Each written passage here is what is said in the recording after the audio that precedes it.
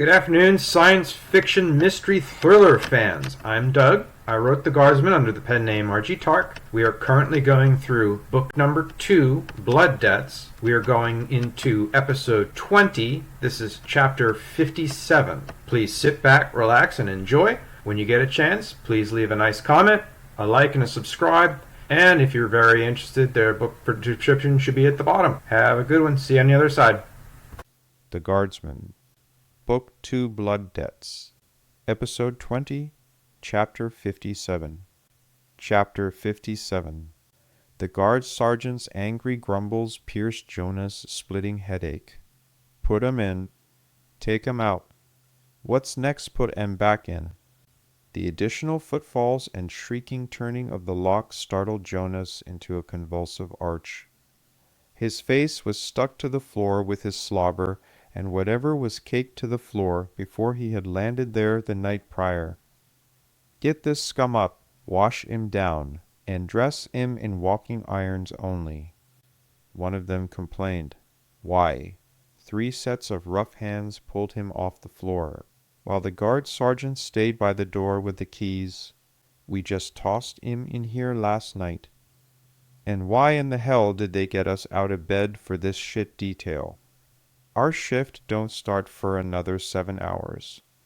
A gruff senior voice barked, Quit your belly a chin, sissy boy. Orders from the man. They dragged me out of my rack too, so I want none of your lip. The whirl of activities around Jonas left his pounding head spinning. First, the canvas suit with the handles was stripped off. Then he was stripped naked and hosed down with cold water. Every time they worked on his head, it felt like his eyes would pop out onto the floor. Once he was scrubbed clean with a caustic burning soap, they hosed him down again with the ice water. They tossed a towel in his face and told him to dry and dress in the same clothes he wore the day before. They did little more than shake them out and hang them to air while he was being hosed and scrubbed. The practice uniform still felt better than it had when he was stripped out of the canvas suit. Jonas was force-fed food that was even worse than he normally received. Since his hands were cuffed to his waist and his feet were on a short length of chain to his wrists, he couldn't lift his arms. The guard assigned to feed him shoveled faster than Jonas could choke the mess down, and was only allowed time to catch up when the guard grumbled at his stupidity for not even being able to eat right without making a mess while whipping Jonas' face for him. He was dragged through the processing center from whatever area they used to feed him, and they tossed him into an elevator separated from the rest of the security area by several double-thick and guarded door systems. At some unmarked floor, the doors opened, and the 3 guards and the sergeant shoved and dragged him around corners and down corridors faster than his legs could clank to cover the distance on their chain-restricted steps. The guard sergeant grumbled that the big boss was going to be there, so they all needed to look their prettiest. When he palmed an access plate and slipped his ID card over a reader with the other hand, Jonas was accosted for the first time in his life by a shocking stiff outdoor breeze. The shock of absolute sudden agoraphobia at the sudden step into the infinite open-air spaces was only balanced by the stunning radiance of unimaginably blue skies. A white-hot ball of fire throwing heat onto his face, the exquisite feeling of crisp, cool breeze striking his skin for the first time, and the magnificently magical view of infinite light striking and reflecting from multiple spikes of various color crystals shooting through the ever-present mists. He had no eyes for the blue security skimmer or the gold-embossed heraldry denoting its corporate origins. Jonas had only seen those things on the vid dramas. The vids in no way prepared him for the sight of the sky.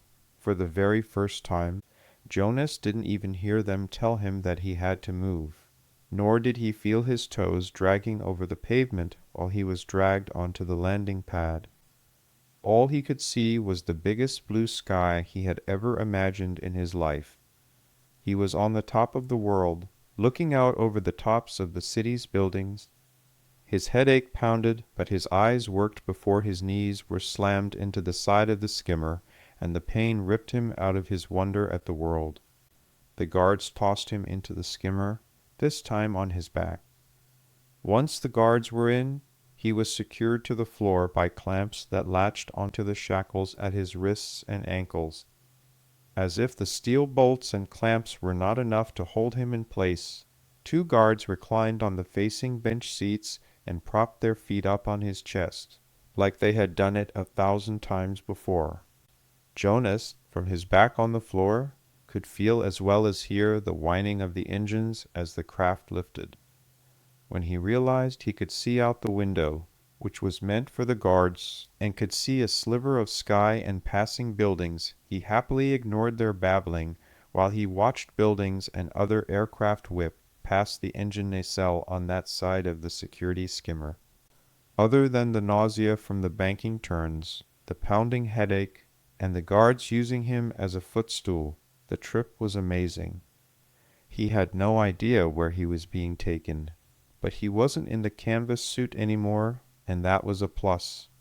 Jonas did guess when the trip was over by watching the engine nacelle change shape and direction while the craft changed speed and banked slowly.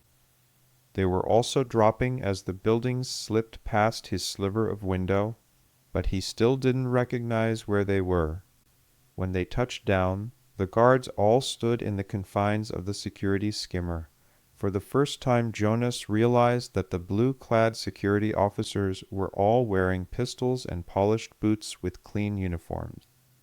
The security guard sergeant from the night prior spoke first. "All right, you idiots.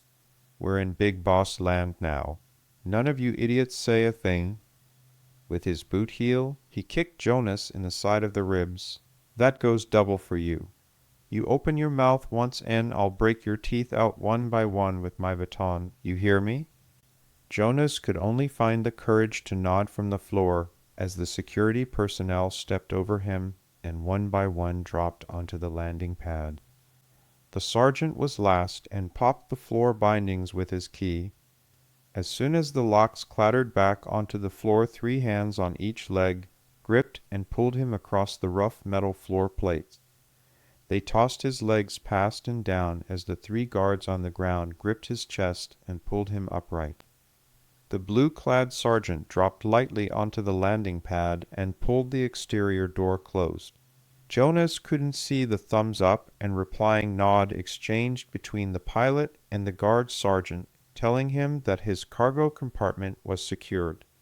As he stood looking around at the first major landing dock he had ever seen, Jonas missed the blue security men straightening their uniforms and equipment. The bay was enormous. It was many times bigger than the dormitory that housed the 800 students in his school's year group, even with the bathrooms for the 400 boys and 400 girls, and this man-made cavern was not only larger but much taller. There were vehicles of every description and size arriving and departing. It was a maddening dance when mixed with the trolleys and loaders that shuffled back and forth under and between the air traffic. The patting brushing hands on his rumpled practice uniform startled him back to reality as Jonas looked down and around. The sleek black luxury skimmer slipped into the berth next to the prisoner transport.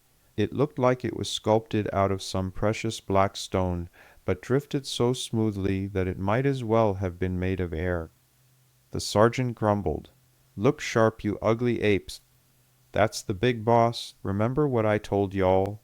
And keep your noise holes shut, or I'll shut 'em for ya." The impeccably clean man in the silk suit, like Jonas only saw in vids, stepped out of the vehicle's far side and looked around in disdain while shaking his head. His dismissive hand wave to a passenger who remained in the vehicle was punctuated by his saying, "This dog and pony show won't take long. We'll be out before long.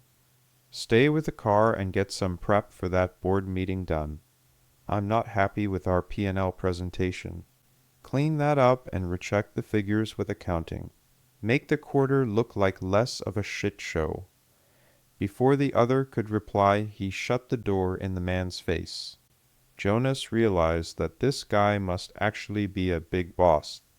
For real, in real life, not just on the vid. While Jonas was staring slack-jawed, the man looked the five of them over dismissively, before looking back to the front of the vehicle. Jonas looked to his left to see what the man was looking at, and was surprised to see armed soldiers in black and gold trim armor with assault gauss held at the ready.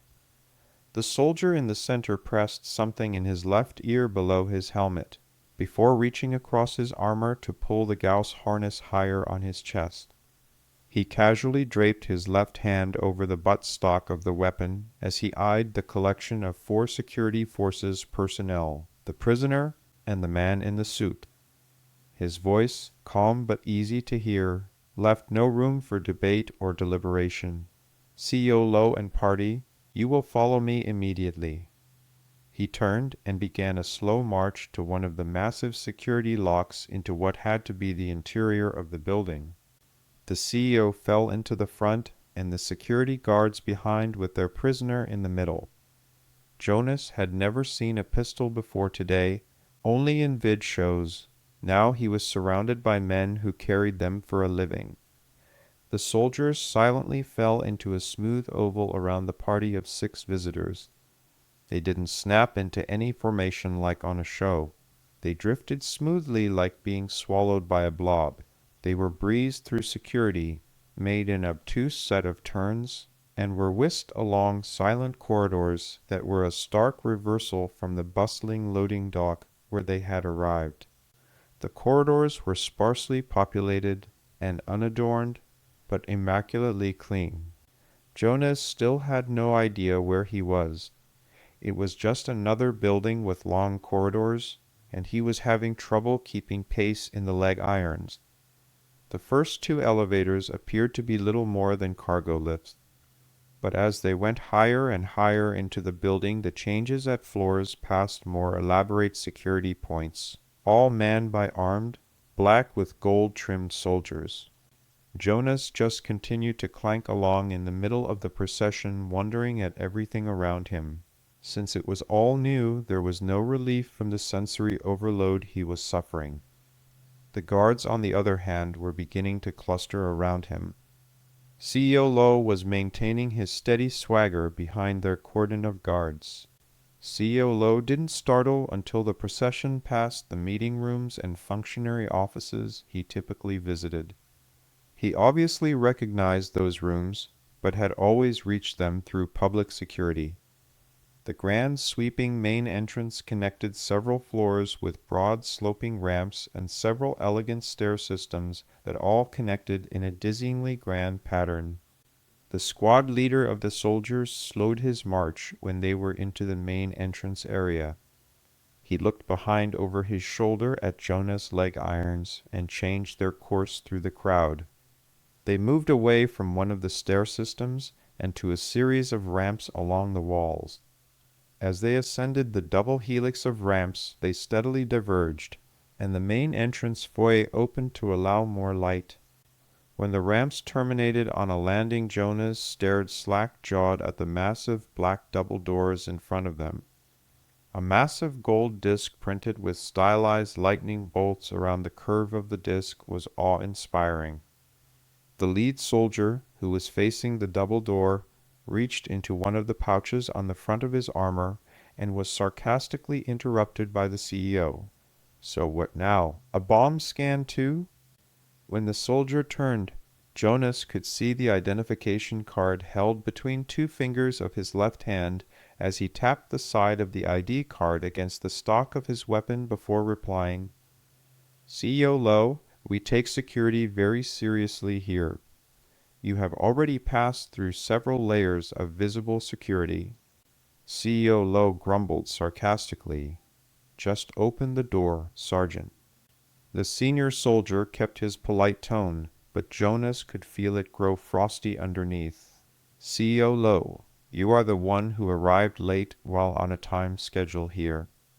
Please don't patronize me, because without my assistance you will not make your appointment. Our security procedures are ours alone. This is our domain. You are a guest here. We do not talk about our security with strangers. You may address me as Staff Sergeant or Squad Leader, please." As the Staff Sergeant turned back to the door, he slipped the card along a thin slot at the bottom of the left half circle. Jonas could hear the release of electromagnetic locks, and the immovable doors flexed outward slightly. The left door alone was pushed open by another soldier in black armor from the inside. It swung effortlessly, but was thicker than Jonas' hand had he laid the base of his palm at one corner and stretched his fingers to the far corner. It was pushed open very slowly and stopped smoothly with what appeared to be a very concentrated and practiced effort. The staff sergeant began his march as the door stopped and was followed by the procession.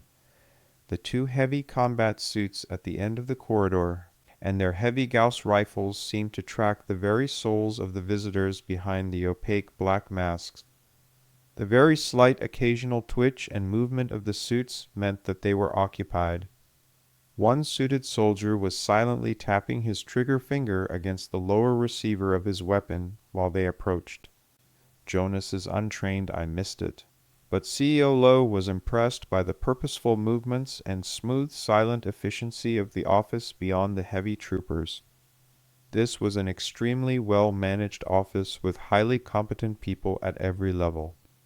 Even this early on a Saturday morning, they were moving with a crisp efficiency that was a marvel. Jonas was just amazed by all the space everyone had. He studied in his bunk or in efficiency seating at tables just like the dining room, but with reading lights in the tables. The only major office that was obviously closed was the one that said simply Executive Vice President.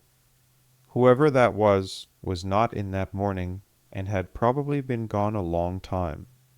The desk that seemed to guard the door was occupied by a harried-looking fellow behind several mountains of paperwork that he was busily shuffling and checking. Two of the blue-clad security guards hooked their arms into Jonas' shackled arms at the elbows and carried him up the several flights of stairs before dropping him at the landing where the staff sergeant waited patiently for them and the rear of his squad to catch up. The jarring drop to his feet reignited his headache with a ferocity Jonas wished he could forget.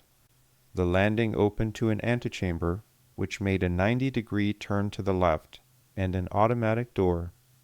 Two hard-faced soldiers stood outside the door, with black enameled armor with thick gold rank insignia and gold inlaid names. The one with a larger symbol above his name leaned his right shoulder against the wall next to the door and grumbled with as much enthusiasm as a block of wood. "You're late." His thicker, more powerful version of the assault rifle was cradled across his right thigh in a loose H harness sling. He and his partner casually stood straighter as the soldiers slammed to a halt in unison, followed by the CEO, the Blue Guards, and Jonas to his stumbling, clanking stop. As the tan-skinned man with blue eyes who spoke straightened, Jonas noticed that the bottom right side half of his face was ripped to pieces and healed in a twisted, jagged, multilayer scar. His rifle passed from his right hand to his left. As he pressed it to his armored abdomen, the staff sergeant snapped to attention with a crisp parade ground salute. "Sorry, sir. We came straight away." The officer replied with a crisp salute and said smoothly, "I know you did, Staff Sergeant. That's why I'm not pissed off at you. I wasn't saying that you were the one who was late." He dropped his salute. "We've got it from here, Staff Sergeant. Your squad detail is released to your commander." The squad leader snapped another salute, which was immediately returned by the scarred officer. As soon as the staff sergeant dropped his saluting hand to his side, his squad snapped their heels together. The crack in the antechamber's marble floor and stone walls made a sudden whip-crack announcement that the squad was at the position of attention that startled all 6 visitors. Without visible orders, the whole squad turned about face and marched from the room. Preceded by a sigh, the scarred officer began talking to the guests.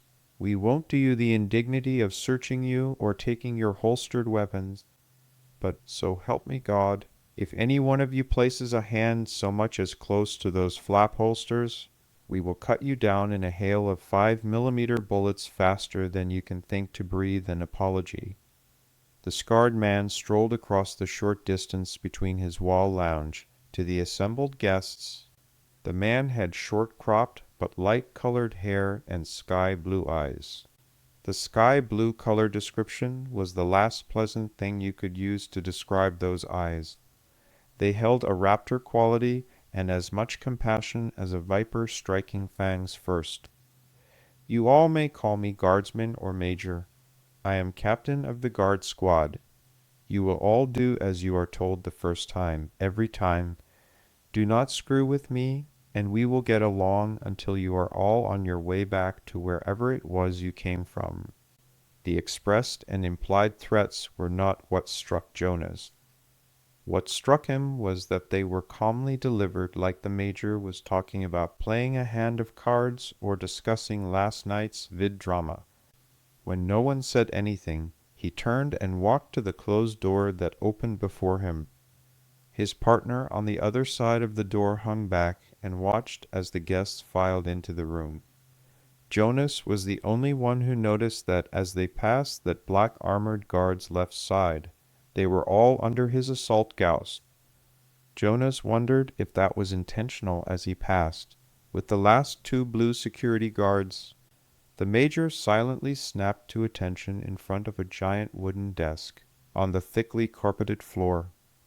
Jonas had never seen carpet except on vid shows before. He was so busy staring at his feet sinking into the floor that he didn't see the silent quartet of guardsmen setting up along the exterior walls on the crosswise compass points around their procession. He also didn't notice that the 2 guardsmen who had entered with them had each taken a corner of the giant desk. When Jonas finally looked up, his view of who was at the desk was obstructed by CEO Lowe to his front shuffling impatiently. The Major was to the right of the desk, and the other guardsman was to the left, as Jonas faced it. Curiously, Jonas could see 2 more hard-faced and armored guardsmen flanking the seated man.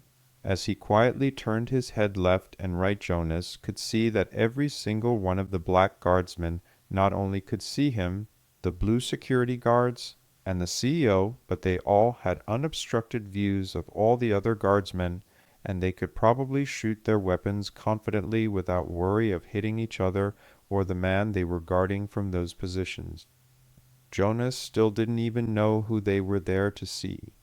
Jonas wondered if the guards could fire across each other so that they didn't hit their fellows across the way, and realized they probably could avoid shooting each other based on where they shot into the pack of visitors.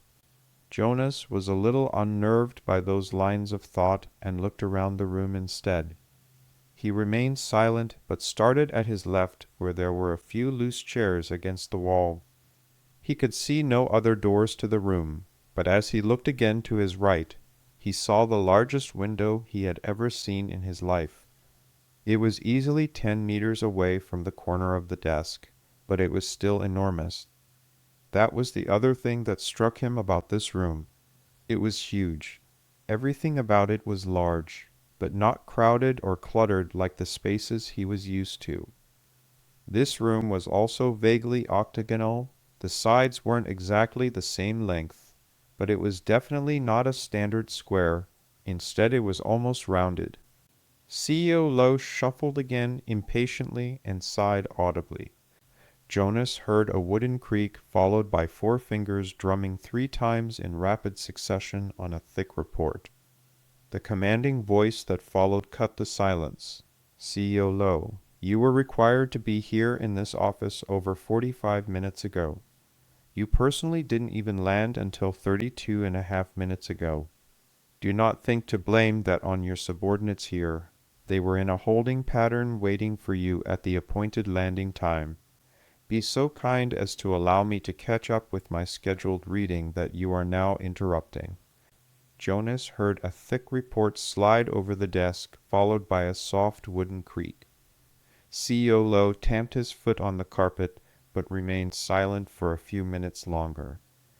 In the silence, as the excitement wore off and the standing took him, Jonas felt the headache return accompanied by nausea.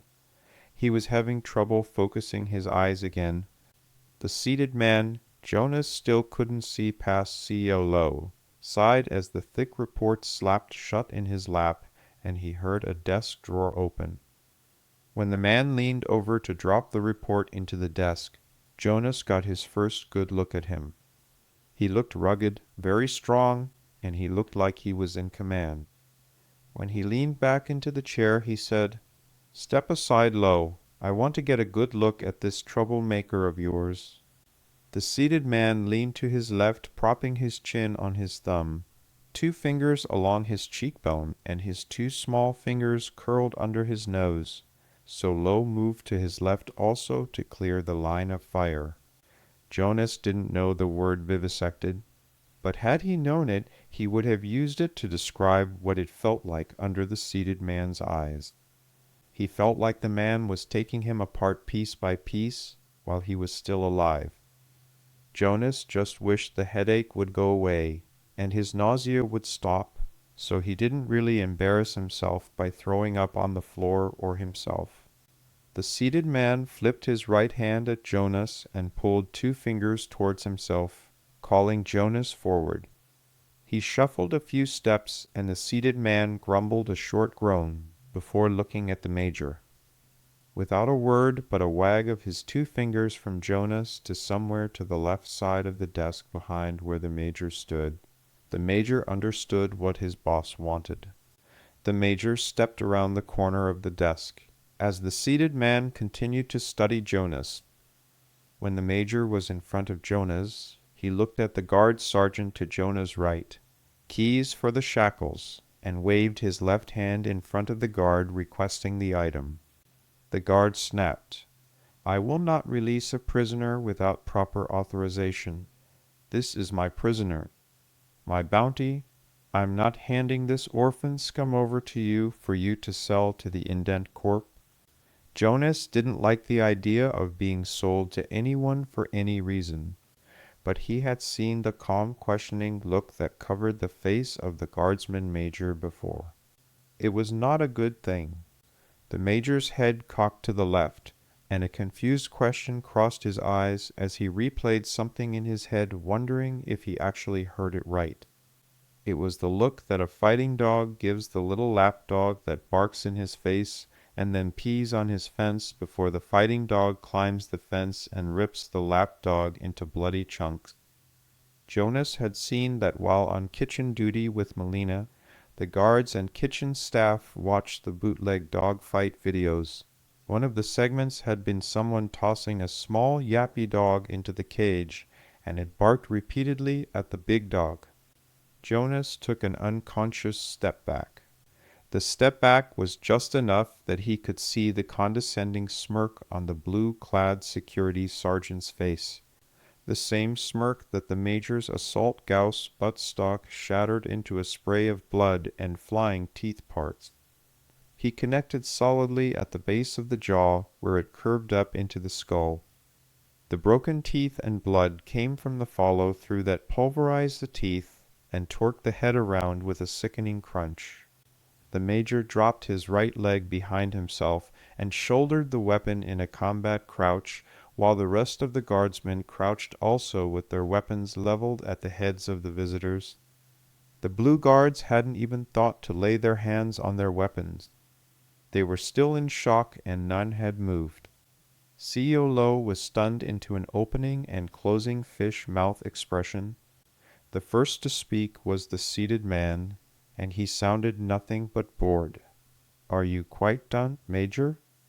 The major stood from his crouch, lowered his weapon, and looked over his shoulder at his seated boss. His fellows all remained armed and ready with their targets shifting slightly as the major moved. His squad mates shifted their aim and covered his target. He stepped forward and used his foot to prod the fallen security guard. Jonas watched as the major's foot slipped under the man's chin, lifted and dropped. Something didn't look right about the way the head fell. I've got more fight left in me, sir, but I don't think this slaving prick is getting up again. Ever. I don't even think our health plan can patch him up again. With a quick move, he reached down and snatched the sergeant's keychain. With a heavy sigh, the seated man asked, "Major, what did I tell you about mussing my carpet again?" At the curious question, Jonas wondered if this wasn't the first time, before the major answered slowly, "Not to, sir." Sounding only mildly annoyed at a murder right in front of him, the cold-blooded seated man chastised. "Housekeeping is going to have another fit over this. I swear, you are going to deal with them this time. If that stain doesn't come out, you're buying me a new rug." The major rolled his head violently from side to side, cursing to himself, as his scar showed up close to Jonas was even uglier than he saw before. It wrapped from the right tooth line where his upper and lower molars met to under his right ear and around the back of his head. The major huffed a few times, and Jonas realized the major was more irritated with the prospect of either buying a new rug or dealing with housekeeping than killing a man. That was very unsettling. The seated man sighed and shook his head as the major patted the dead man's pockets. The seated man spoke. "CEO Lowe, I recommend you have your guards retrieve their fallen and take themselves and their weapons out of my office before anything else unpleasant happens to them. The Home Guard reaction platoon will probably be here in a few moments. Things will be smoother if any issues are readily packaged and waiting in the antechamber when they arrive."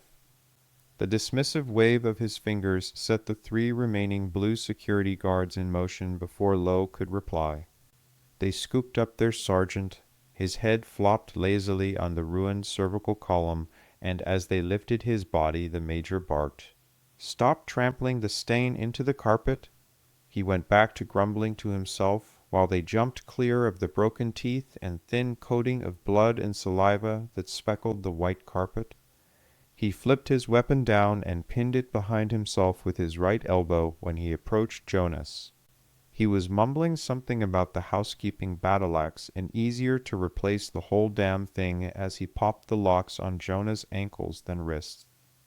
Once free of chains, the major looked him over from head to toe to make sure he hadn't missed anything and dropped the keys on top of the shackles piled unceremoniously on the floor. The major's right hand slid down to the barrel of his assault Gauss, while he stepped behind Jonas. His left hand crushed closed around the back of Jonas' neck as he pushed him forward with terrifying strength and authority. While guiding Jonas into position, centered in front of the desk, he quietly spoke, "If you take one step from where I put you, I'll put a bullet through your brain so fast you won't even hear me move. You understand me?" Jonas nodded in the affirmative twice. Once he was in place, Jonas didn't move. The seated CEO asked CEO Lowe, "If my memory serves, you are in prisons, contract security, and creche educational facilities, correct?" CEO Lowe, the consummate salesman, recovered quickly and proudly replied, "Yes, we are having a banner quarter in all of our divisions. Thank you for asking.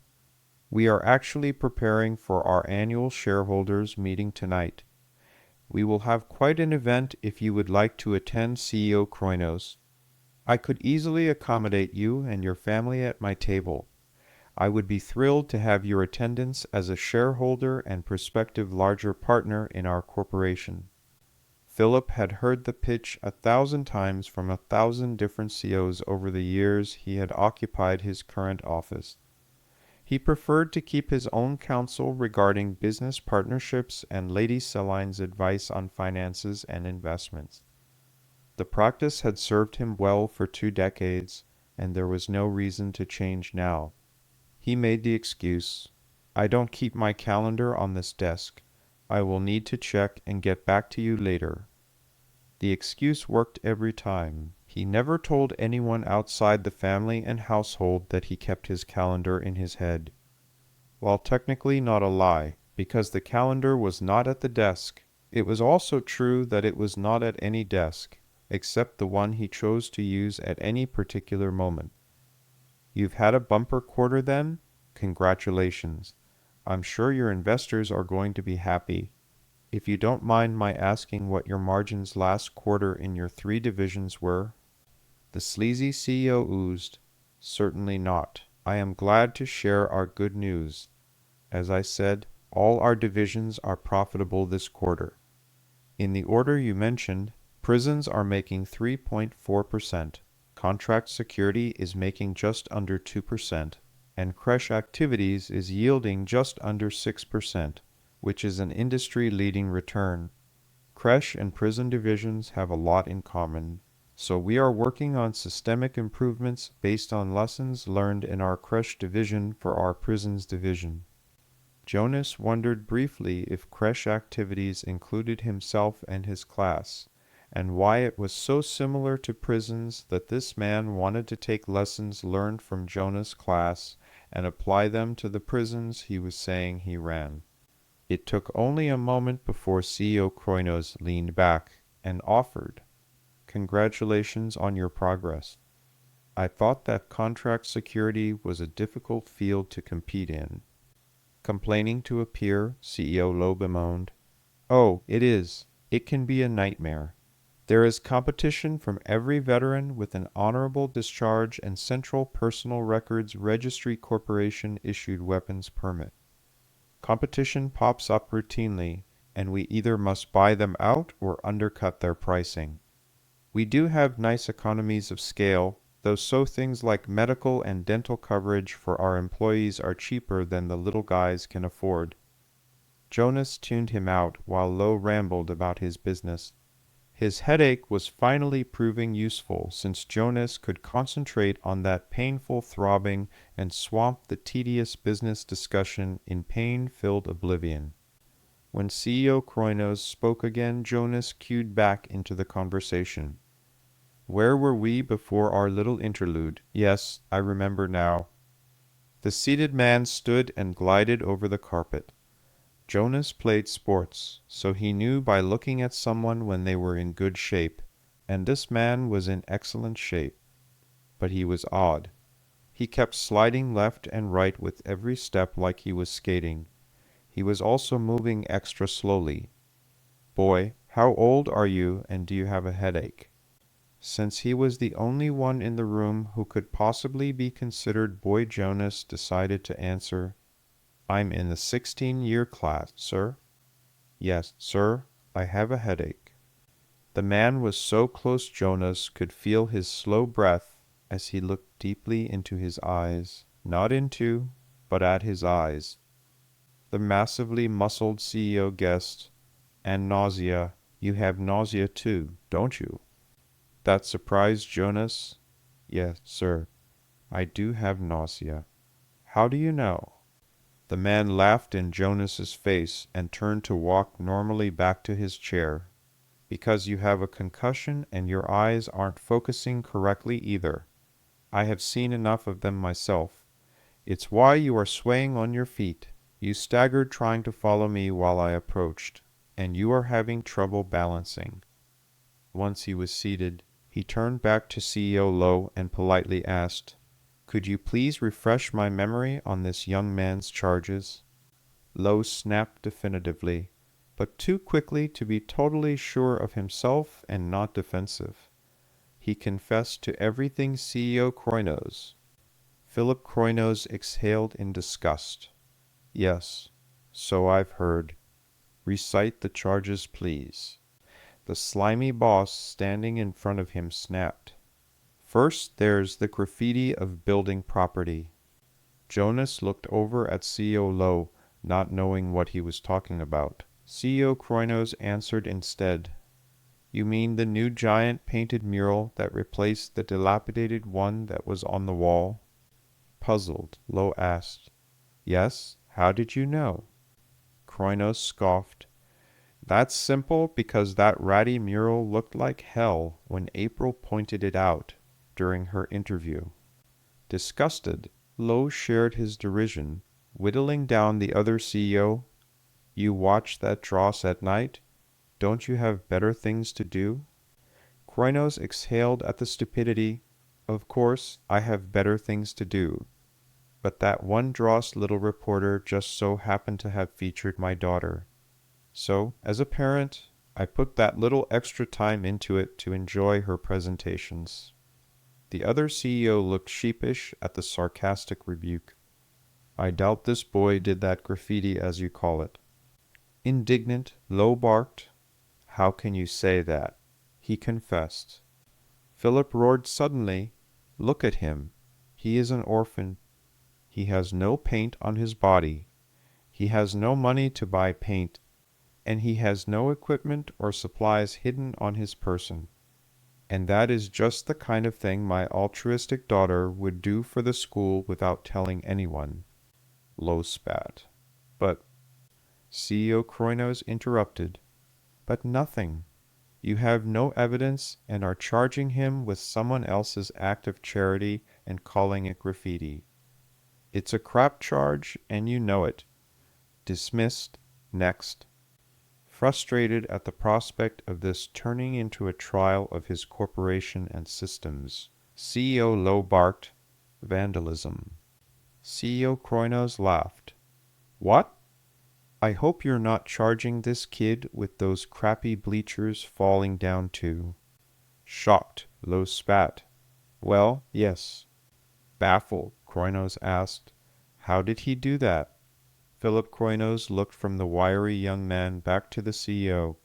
This kid can't even afford a toothbrush on his own. How in Hades' name is he supposed to have purchased the tools to demolish those death traps you were seating students in? Flabbergasted, Low stammered. Well, persistence, of course. CEO Low was blustering like Jonas had heard some of the class bullies do when they tried to bluff their way out of trouble. You should see what some of the reprobates in our prison system come up with since they have nothing but time on their hands. Jonas made a note to himself to look up the word reprobate since he had no idea what it meant. Shaking his head, Kroinos corrected. I think you can dismiss that one too. That charge doesn't hold water either. He lives in a supervised creche. There is no way he can wander around randomly demolishing things in all the extra hours of his day that he doesn't actually have. Unless he magically has a 30-hour day while the rest of us on this world operate with a 24-hour day. Skip to the big charge. What is that one CEO Low? Shrugging and indignant at the demand, Low snapped. Well, that's the murder charge, of course. While Low was still saying of course, Jonas shouted, Murder! I didn't kill anyone. I don't even know how. CEO Kroinos looked from Jonas to CEO Low and agreed. He has a point there. How did he manage to murder anyone? Last I saw he was almost crushed by a collapsing bleacher and running from your administrators. And since your own records indicate that every hour of the boy's life is accounted for before, up to, and after the moment he was caught on camera running from your people, who did he kill? And how did he kill them? Low roared. He killed his school administrator, of course. Jonas barked. What? How? Before CEO Kroinos could reply to settle things, CEO Low barked. You did it. You induced a heart attack that killed the man in his prime. You confessed to it. Several of the guardsmen snickered, and CEO Kroinos glared at them to silence their shenanigans, before turning back to CEO Low. How did this destitute, 16-year-old child supposedly acquire the skills, materials, and training to induce a heart attack, as you are calling it? Bluster clipping and fading, Low demanded. CEO Kroinos, what are you inferring? Kroinos smoothly answered. CEO Low, I am inferring nothing. I want to know how it is you say that this child murdered someone by inducing a heart attack. Where's your forensic evidence? The boss standing to Jonas front snapped. Simple. The fright and excitement from the event of the vandalism and graffiti, along with a number of other charges, overwhelmed the poor man's system, and his death was wholly caused by this murderer. The last pointed at a shocked Jonas, and we have his ironclad recorded and signed confession. Several guardsmen groaned or rolled their eyes as they figured out where their boss was going with his line of questioning. Philip let it slide this time, but CEO Lowe was looking furiously around himself at the increasingly uncomfortable audience, which was feeling more and more like a hostile jury. Philip leaned back as far as he could while he scratched from the bridge of his nose until it collapsed into a full hand head massage. So what you are telling me, CEO Lowe, is that without representation, you took the confession of an underage ward of the state, while he was mentally incapacitated with a traumatic head injury sustained during custody in your facilities. Indignant but calm frame, Lowe shrieked, "That's a lie. He could have received that head injury anywhere." Philip shook his head again. So he walked off the practice field where your administrators are required by hegemony law, filed and certified to all the standards of terraforming commission dictates, agreements and guidelines, to file injury reports on all injuries, plus the various addendum for head injuries, to minor child state wards, but none were filed. He arrived in the custody of your security personnel healthy and magically showed up here this morning with a concussion and was hardly able to stand. Meanwhile, you based your ladder of ridiculous charges on the confession you somehow managed to squeeze out of him while he was in danger of dying from swelling of the brain. On top of that, you let him sleep without medical care, which is both patient and child endangerment. Answer me this, CEO Lowe. Did your people screw up first, or did your people screw up second? Then weasel a confession out of an incapacitated and unrepresented minor. Jonah's jaw dropped. The guardsman to Philip Croyno's right sneezed a laugh before he could catch its escape, and immediately tried to cover himself with a delicate cough and sheepish expression, while the seated CEO glared over his shoulder at the man, and the major grumbled a harsh warning to his subordinate, comprised of nothing but a harsh string of profanity, before returning his icy stare to CEO Lowe. Lowe was speechless.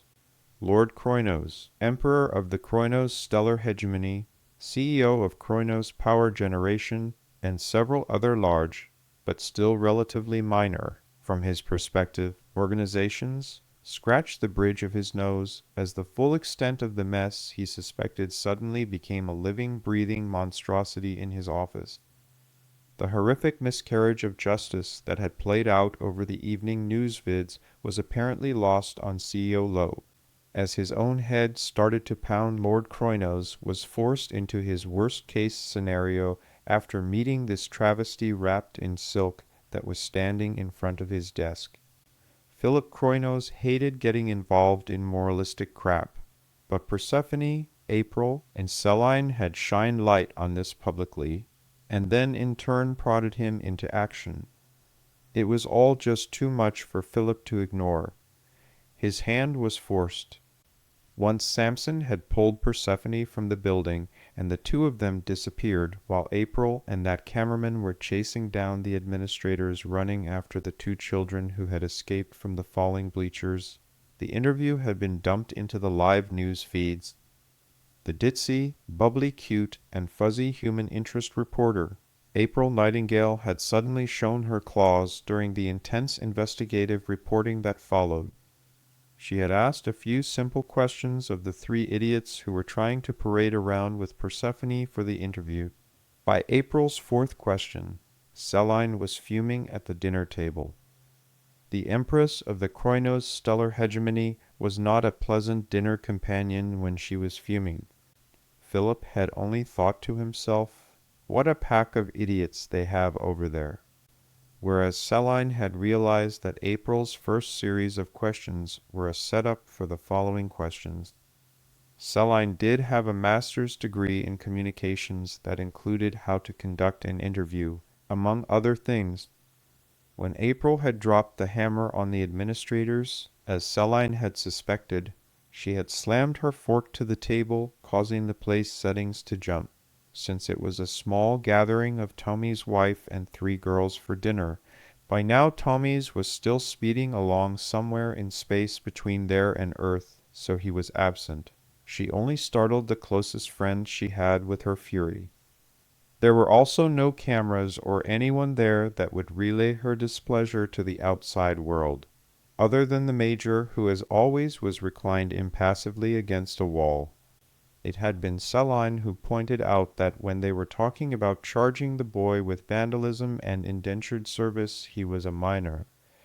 April had followed that same course as her live interview was being spliced into the segments with Persephone that they had recorded prior.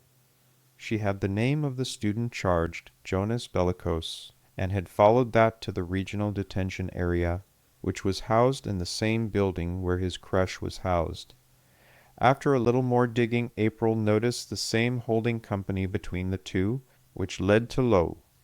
The self-absorbed prick was either so focused on his numbers for his pending board meeting or his own office was as disorganized as his subordinate offices, so that no one bothered looking at, or if they did see it to mention, the unfolding public relations disaster for the empire that was precipitating from the slurry of miscarried justice because his corporation's actions. When April got to investigating the practices of the Contract Security Division of Low's organization, Celine was so upset she was strangling clumps of tablecloth in both hands. Celine was irritated by the cutaways to the pre-recorded interview, even the ones that included Persephone. All she cared about was the next segment of the live investigation. Once April tracked the cash flow from the indenture service corporations to Lowe's group, things really came apart. Indenture service corporations existed as a means to repay damages caused by malicious acts and account for the aggressor's time in a standardized fashion. Which worked great. Someone destroys someone else's vehicle in an act of vandalism. The aggressor is caught, cannot, or refuses to pay, and they are sent to an indent corp to work off the repair debt. In theory, that was how it worked. April discovered in practice what they were doing was selling people to indent corps to recoup losses on property they should have maintained in the first place, so they took the repayment for the vandalism, and they received a bonus for enrolling a new worker in an indent corp. They were double dipping.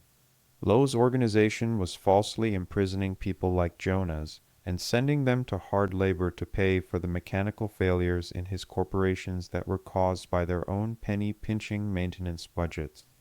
By blaming others for their failed maintenance and then selling someone to the indent corp, they saved on the maintenance costs and collected from the labor repayments for the false damage to replace the item that failed because of their inadequate maintenance, while the corporations and individuals who collected the bounties from the indent bonus took the extra boon and pocketed it for themselves. Everything Philip Kroinos had used to bludgeon Low regarding the boy's charges had been a direct quote from Celine's dinner tirade the night prior. The woman was in rare form, and there was a reason she was secluded under self-imposed guard during this meeting. She wanted to rip into Low with her bare hands. Philip was better with patiently dealing with reprehensible people before emotionlessly quartering them, so Celine passed on the opportunity to feel better herself, for the chance to destroy the corrupt system that had grown around what was once been intended as an equitable repayment practice, corrupted thanks to people like Low. Persephone was shining light on all manner of corruption during her travels. Philip was only now getting reports of her visit months ago to a smelter operation and its woefully inadequate safety systems that while they followed the letter of the Earth standardized colonization laws, everyone's insurance was based upon, but missed all the spirit. She had used her and the family's status as direct shareholders with the smelter corporation and had apparently mentioned in passing the family's controlling interest in the smelting operation's largest customer, the ground and naval military corporations, to bludgeon them into action on her insistence. Now Persephone just breezed past this creche debacle. Her pet reporter had caught the stench and bored into the systemic, wrought like a self-propelled industrial mining drill. The two had managed to get it to Saline, via the broadcast investigative reporting, who with a single look browbeat Philip into action, ruining his Saturday morning, because if he didn't do something about it, there would be riots in the towers and absolutely no peace at home.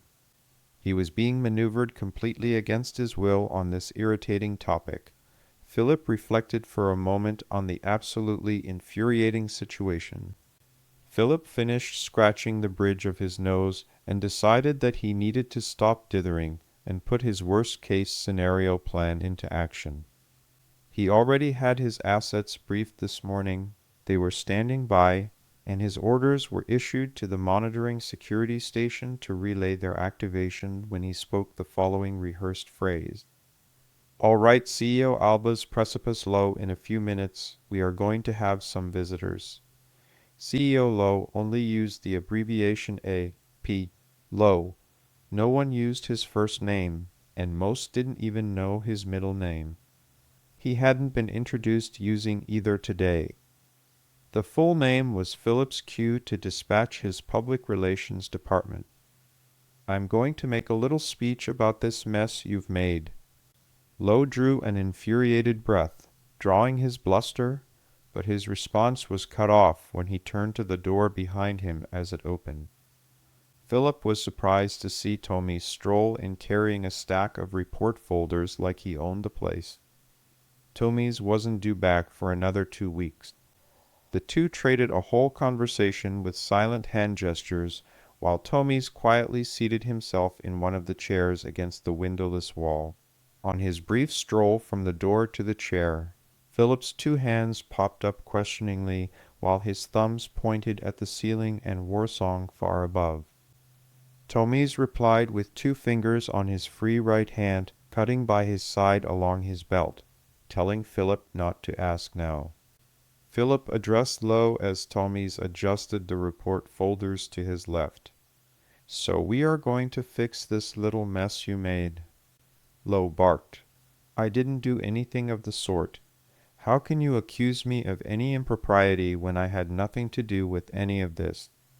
I was working in my office all last night preparing for our annual shareholders' meeting.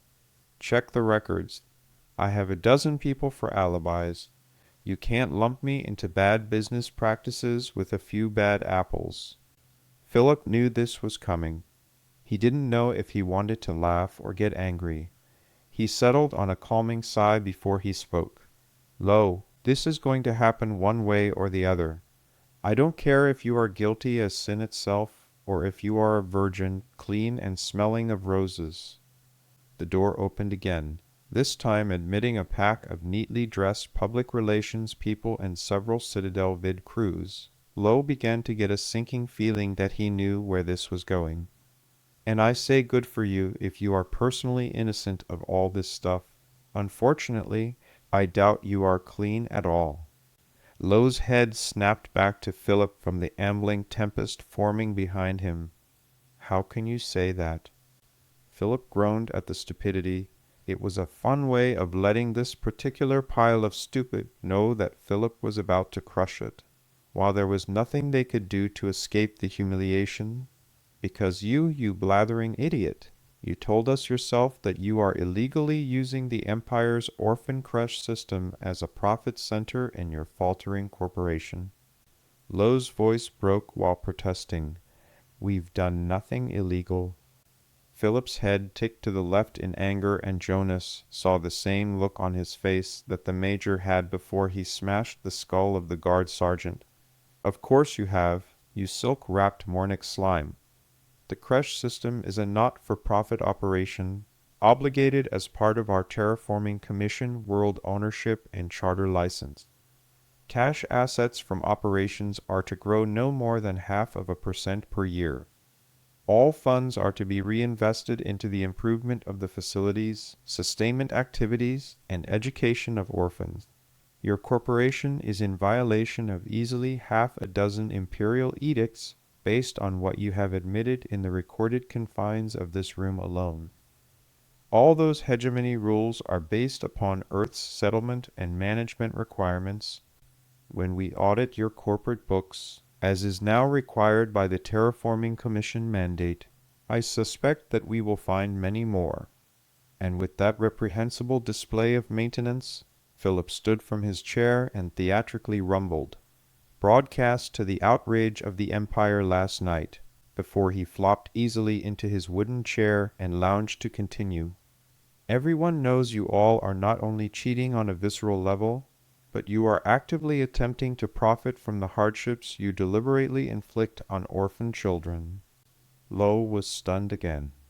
Jonas stared questioningly at the arrogant man, who he was seeing cut down to pieces, the man who controlled so much of his fate.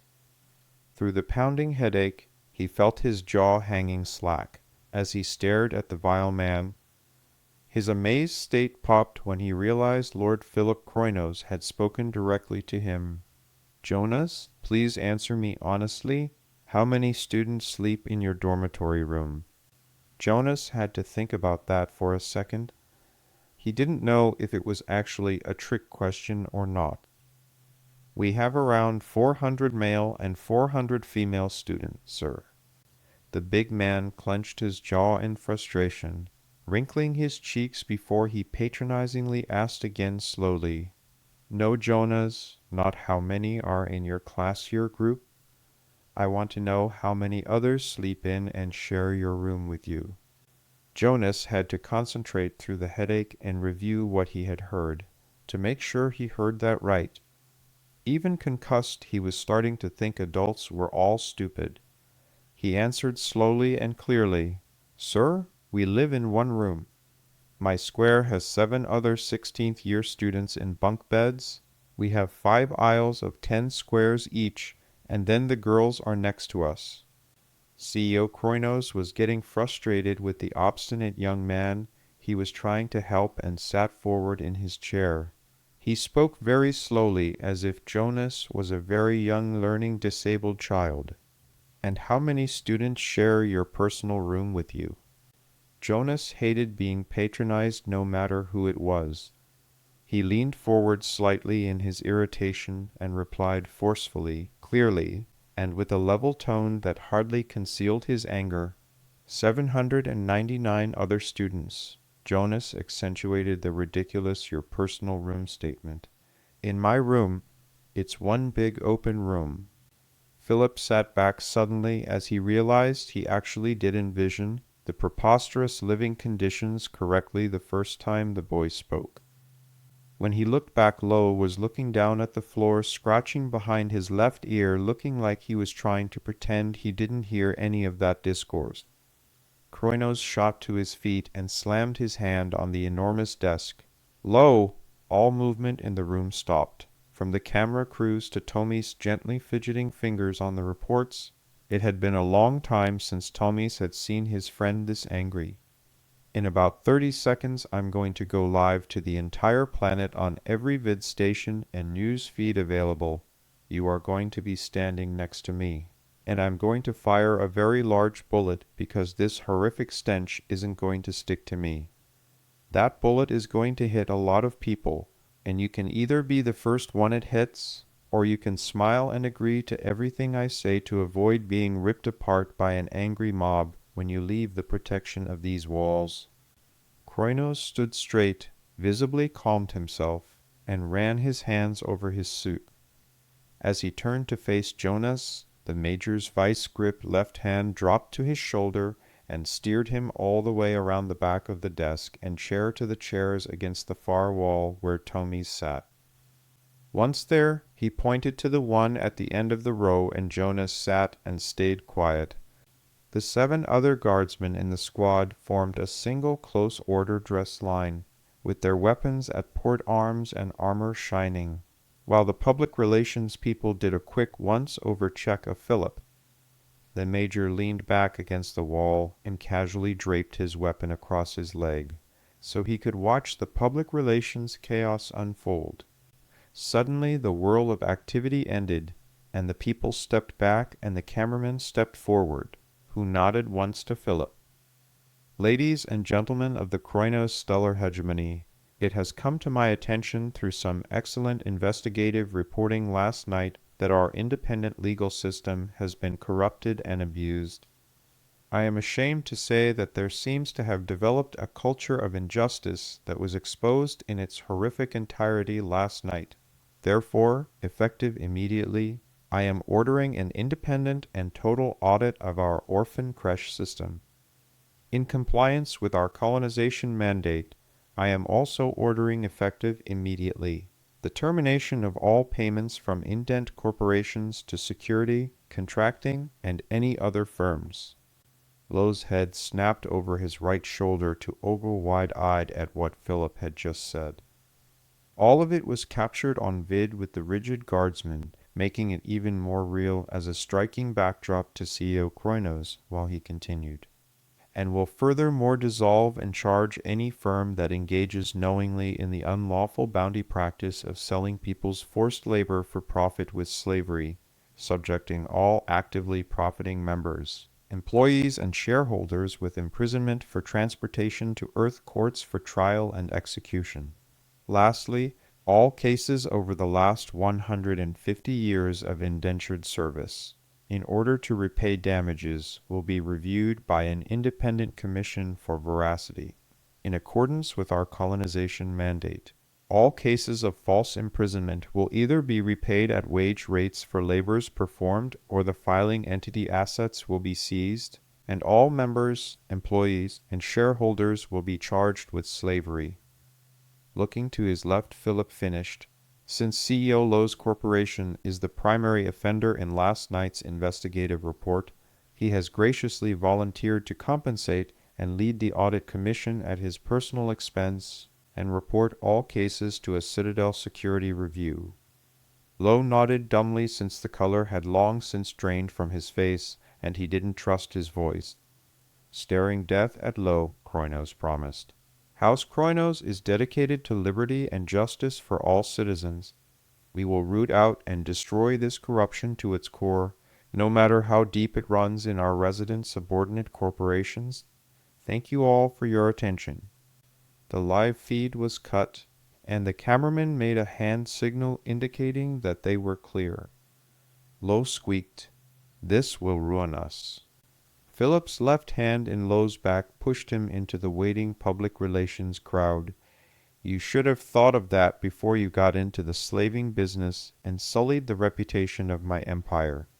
You are lucky I don't charge you here and now, but I need someone to sort this mess out.